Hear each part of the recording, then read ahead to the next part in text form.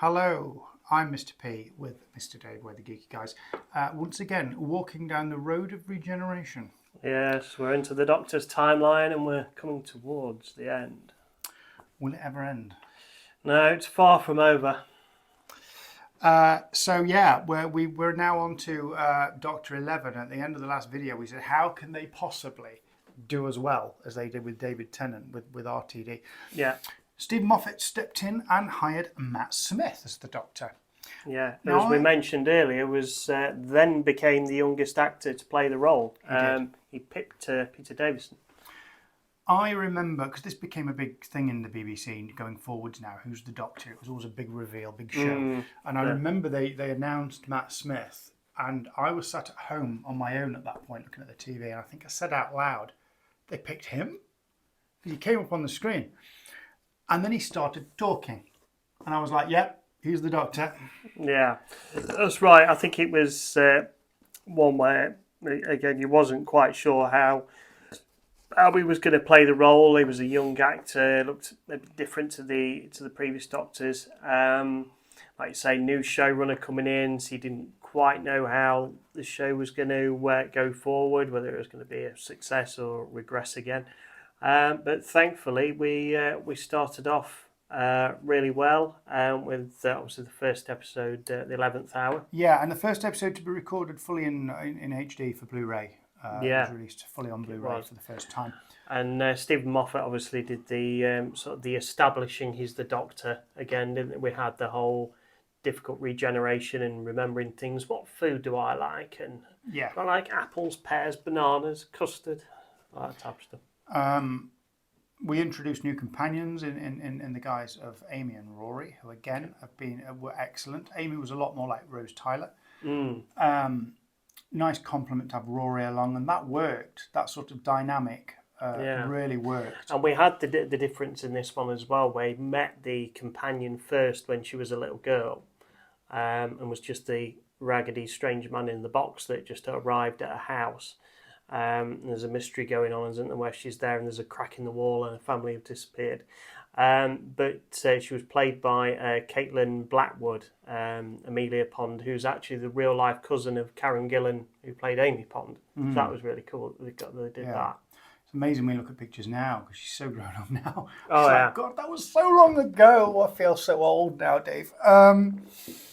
This was like 2010. This came out, and Matt Smith ran through again 3 years to 2013, up to the 50th anniversary special. Yes, and Doctor. He went for the tweed and bow tie, didn't he, as well, which was very brave and very reminiscent of the second Doctor. Bow tie sales went up a tremendous amount after that was announced. Bow ties are cool. And he kept the bow tie all the way through, even though they changed the jacket slightly and stuff like that. I absolutely adore Matt Smith as the Doctor. And depending on what kind of day it is, I prefer him to David Tennant. Depends on the day. I think he did a fantastic job. And he played this range of emotion for the Doctor really well. And David Tennant did it too. And it's that moment where they're all laughing and joking 1 minute, but then all of a sudden that switch flips and it's like, no, I'm serious now and you need to be very, very scared. And they do that very, very well, both of them. And I think Matt Smith perhaps did it just a little bit better. Yeah.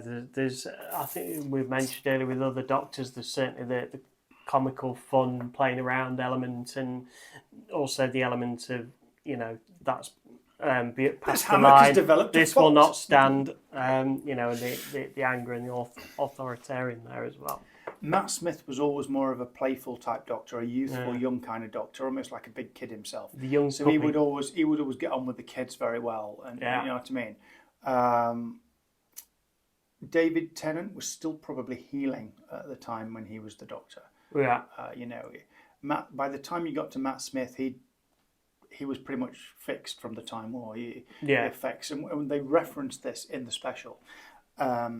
But also, let's just quickly talk about the sonic screwdriver, because obviously he started in 11th hour with the David Tennant one, but then it gets destroyed. So of course he needs his own, and they really went for it and gave him this little chestnut, which very weird and strange and completely different to everything that had come before. But again, it became a character, didn't it? You know what I mean? And of course, good for toy sales and collectible sales as well. I have no idea what you mean. I'll just put this with the rest. So yeah, new Sonic, new Doctor again. New Doctor. New Doctor. New Doctor. And there was a lot more running around with Matt Smith. He was always very physical and and we had a bit more like the second Doctor, like you said. You know. Yeah, and we had two good companion partnerships as well, didn't we? Obviously, he started off with Amy and Rory, played by Karen Gillan and Arthur Darvill, which was really, really good. And they were almost like a family, almost like the second Doctor with Jamie and Zoe. Kind of had that feel about it, that dynamic. And then he ends up with Clara Oswald. Just before we say Clara for a minute, we said that no companions died apart from Adric. But these Rory and Amy are ripped away from him. Yeah. And it's like they've died. Yeah. He's never going to see them again. Although there was this whole thing about they've gone back into the past. They've already lived their life and died naturally. So he can't really just go back poking around in their timeline. No. Unfortunately. So he has kind of lost them. It is like they've died to him, which was like, oh, wow. And this was always planned. Arthur Darvill and Karen Gillan were in a meeting with the bosses, and they were asked, how long do you think your story should last? And they both kind of said around the same time. So it was always planned to happen like that. They weren't, nothing untoward about it. And again, it is going back to that thing, isn't it, of are you safe with the Doctor? Sometimes there are consequences, and it might not be the obvious consequence where something shoots you or affects you and you die, but you've also got kind of the twisted one as well, where kind of you are still alive, but you're put in a place away from that person still anyway, and it is, like you say, like they've been lost. So I think they did that quite well. It was a good way as well to get away from not just a cold killing of the characters. It's kind of like you've just said, they still had their full lives, which they lived, had a kid and stuff, and lived quite happily. Yeah. But the Doctor has to then deal with this loss, this grief again. Yeah. And he meets Clara. Now, Clara is an interesting character because Clara kind of pops up through time, which is explained a bit later on. But he kind of bumps into her a few times. And then ends up with her as a full-time companion who then rolls over into the next Doctor. And I actually, the more I watched the Clara episodes, the more I quite liked Clara as a companion. I thought she was really good. She was a more equal to the Doctor, I suppose, in a way. She, not in terms of perhaps the academic intelligence that the Doctor's got, but... She was fairly worldly wise. Yeah, she was a teacher, so she was... she had common sense. She was her own person. Again, one of these strong sort of female characters. That we've got in a show. And I think probably that's when it really came in the conventions as well, where people were not only now dressing up as the Doctor, but dressing up as the companions as well. That's how important they became and how well those characters were created and portrayed. Role models. Yeah, role models, and Jenna Coleman did a really good job with that. And again, similar to Matt Smith with Amy and Rory, they did become quite close, quite inseparable. I think. I think it was just we wasn't quite sure what to expect at the beginning, and I think by the end, you were again thinking, oh, good Doctor, good companion, sorry to see them go. I mean, Clara stayed and went through into the next one, Matt Smith Regenerated. Just before we talk about that very briefly, let's just talk about River Song. So this doctor brought in a new character, Professor or Doctor River Song. Who obviously we'd met previously in Silence in the Library, Forest of the Dead with David Tennant. Very briefly, yeah. And her timeline's going the opposite way to the Doctor. So we saw her at the end of her timeline, and as we go through Matt Smith's tenure, we go backwards through her timeline as we're going forward through the Doctor's. It's very timey-wimey. There are videos on YouTube to explain it all to you. But essentially, we see the first meeting of her and the Doctor and it's a later Doctor than when we see the last meeting, which was the first meeting that we saw. Never mind, follow the videos; it all makes perfect sense. He even ends up marrying her, and River Song does become the wife of the Doctor. Yeah. Which is interesting, and it's fun and whimsical, and but at the same time you've got some really heartbreaking moments. Yeah. Especially when we go to the point where we find out that River. Well, we're going to do the spoiler. I think it doesn't really matter spoilers now, does it? But spoilers. River is actually Amy and Rory's daughter. Yeah. Who's part Time Lord, because she was born in the TARDIS and in a time vortex, and then she ends up trying to kill the Doctor and nearly doing it, and then saving him, and it's what a roller coaster. Yeah, it does go all over the place, doesn't it? Yeah. But anyway, we get past all that to the 50th anniversary special of Doctor Who, where once again Matt Smith is the Doctor for this. It's his last episode, and we get David Tennant back. Yeah, he comes back. The 10th Doctor's back in this, and yeah, they have to solve a problem together, which they do.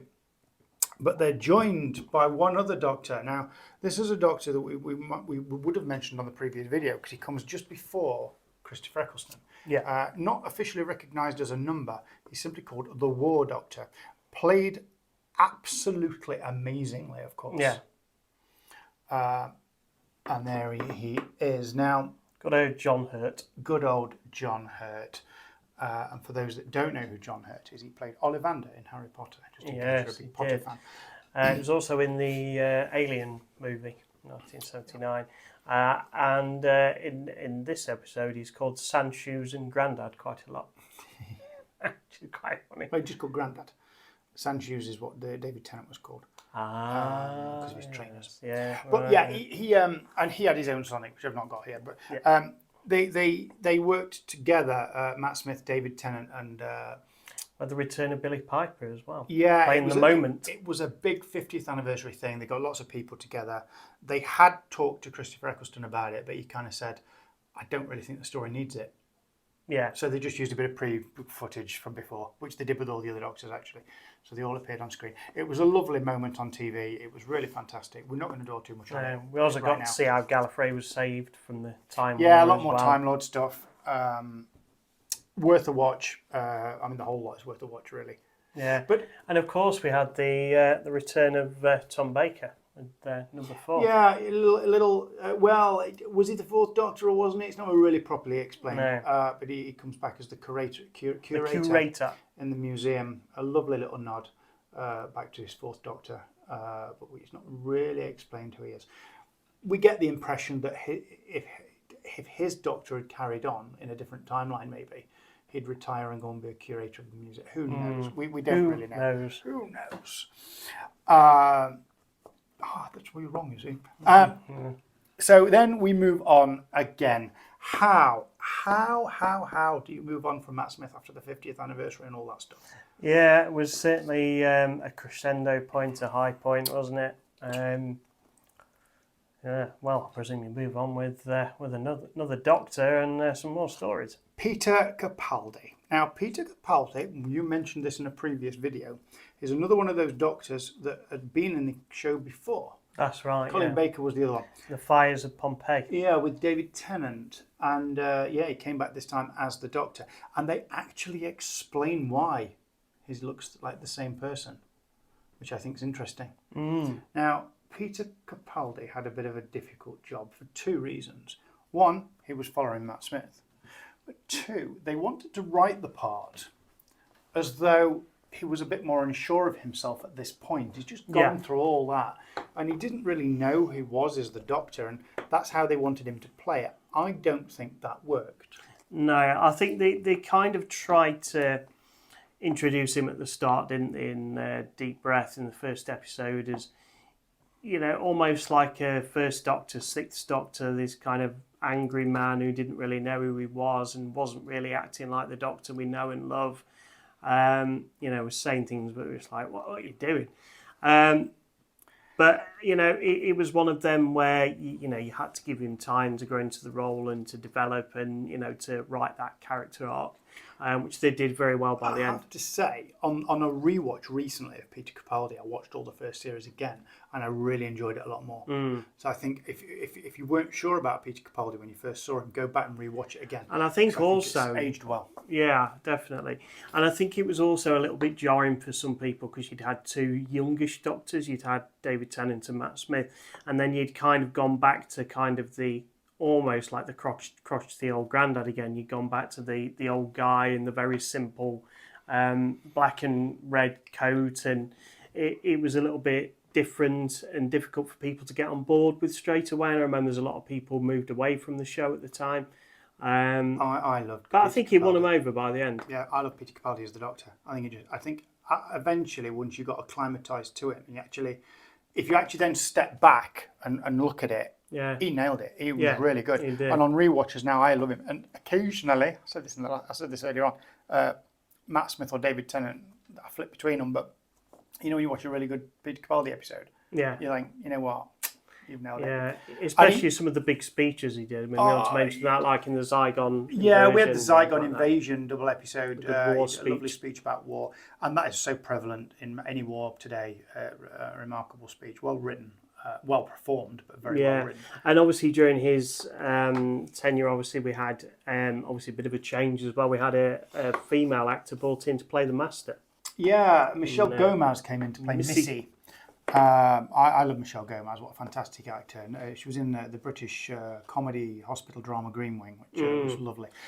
And I think it was one of them again where at the start people were a bit like, female Master, I'm not sure. I still think it didn't work as her as the Master. I think if they'd just had her as a female Time Lord called Missy, like I said in a previous video, I thought she was going to end up being the Rani. Yeah. But if she would have just been a female Time Lord called Missy, and that was it, evil. Yeah, I think I agree. I'm kind of at peace with it now. Oh yeah, I don't mind it. And I think just because some of the performances were quite good that she put in, and she had some good comedic lines and stuff, and some good banter with the Doctor, which was quite good, and you wouldn't want to be without that.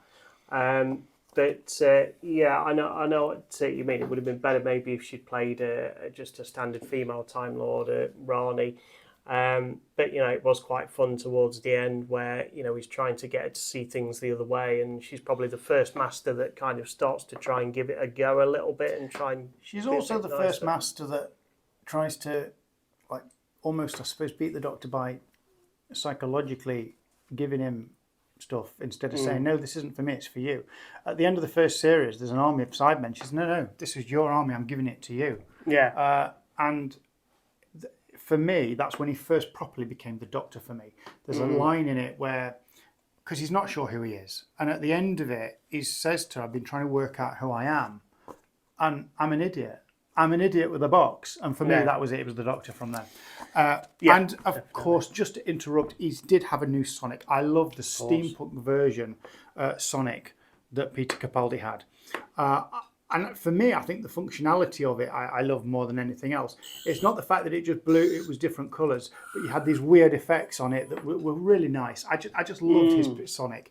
It was so steampunky and yeah, and it kind of looks like more kind of realistically put together as well than some of them as well, doesn't it? It looks a bit like the TARDIS as well. Yeah, it looks like which is quite cool. Yeah. So that was Peter Capaldi's Sonic. Yeah, and like I said, I think he won people over by the end of his tenure, and we've said obviously he had his dealings with the female Master. We had obviously the Time Lords. He returned back to Gallifrey as well, which he'd not done for a long time. Long way round. He put them in their place because they were being a little bit naughty. Yes. I think he wants to finish his soup. He's also the only Doctor we've seen that rolls in on the top of a tank with sunglasses playing the guitar. Yeah. I mean, how rock and roll do you want the Doctor to be? Yeah, that's it. It's a little better than the second Doctor with the recorder. Yeah. So we had Deep Breath first episode, as you said earlier. That was in 2014. The dinosaur Twice in London. Hello, beautiful. Twice Upon a Time in 2017 was the last episode for Peter Capaldi. Yeah, and that was quite nice as well, where they went back to the end of the first Doctor, didn't they? With the it was a special. It was a Christmas special. Yeah. He'd kind of just lost Bill, which was his new companion in the last series. in the previous episode. And can you believe we got this far and we haven't mentioned Bill Potts or Nardole yet? I know. Unbelievable. He had those companions throughout his 10 years. He also met River Song. I mean, we don't have time to go into everything on every Doctor at the moment. This is a quick look. We are going to be doing a new series of deep dives into each Doctor later on, so look forward to that. At the moment, though, fantastic Doctor to be able to take over and keep it going. And I think he could have done one more series quite nicely. I liked his last series. A lot of people don't. I liked his last series. It was so comfortable in the role by that point. Yeah, I think so. And like I say, we had some really fun stuff with Missy in that last series. Yeah, becoming the president and still having the job at UNIT and having his place on the plane and all that sort of thing was quite good. Quite good. There's one other thing I just want to mention. I know we're going to do a deep dive, but one other thing about this Doctor, which is that he actually gets a disability, which is that he loses his sight for an episode or two, and doesn't tell anyone because he's got sonic glasses that can transfer the images to his message to help him see. And he hides it from them because he thinks it's a weakness. And you do really see that vulnerability of him when he can't see. And he really wants to try and help people and realises that it's not as easy as he thinks. And then he has to confide in the companions that he has actually got no sight. There's an episode, there's a little bit where he's in a vault and he's got to just put the numbers in the keypad. But he can't do it because he can't see the keypad. And it's that moment where it's like, damn, I should have said something. Now I'm stuck and I've put myself in this position where it's hard to get out. Really, really good. But so Peter Capaldi regenerated. He was shot by a Cyberman gun, clipped him.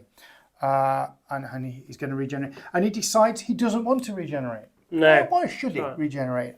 And we go back then to sort of the early Doctor number 1, who the last episode of Doctor number 1, which is called, it's gone out of my head, Dave. The on Earth, 10th planet. 10th planet, thank you. Where the Doctor's regenerating into the Doctor 2, Patrick Troughton. And we see a little bit, they've put a little bit in with David Bradley coming back to play the first Doctor, which he played in some specials previous. Yeah. And he doesn't want to regenerate. And Peter Capaldi's Doctor has decided, this is enough, I'm just going to die, I'm not going to regenerate anymore. And they meet each other and end up going on this full adventure story together. And then it's at the end of that they realise that actually they are going to regenerate to see what happens next. And why they're going to regenerate as well. They kind of learn that from each other, don't they? They get to meet the father of the Brigadier as well, of Lethbridge Stewart along the way, which is good. And we get quite a nice dynamic, don't we, between kind of the 12th Doctor, the first Doctor, Clara as well. And it's just really interesting, isn't it? Not Clara. Is it? Oh, it's Bill by that time. It's still Bill, which is interesting because she gets turned into a Cyberman. Yeah. But is it a? How is Bill in it? I've just completely lost track.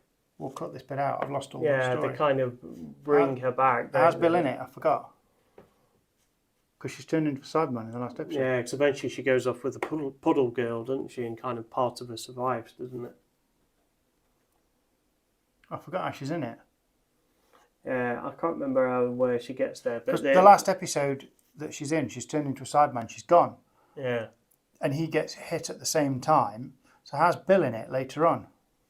Yeah, I don't know if the protagonist who he's dealing with bring her in, potentially. Right, what we're going to do, because we need to not get this wrong. So what we'll do, we'll put a picture on the screen and we'll cut. And what we'll do, we'll come back in now and we'll carry on talking about it from Don't Want to Regenerate, and we'll just take it from there. And I'll edit it together, but let's not mention Bill too much.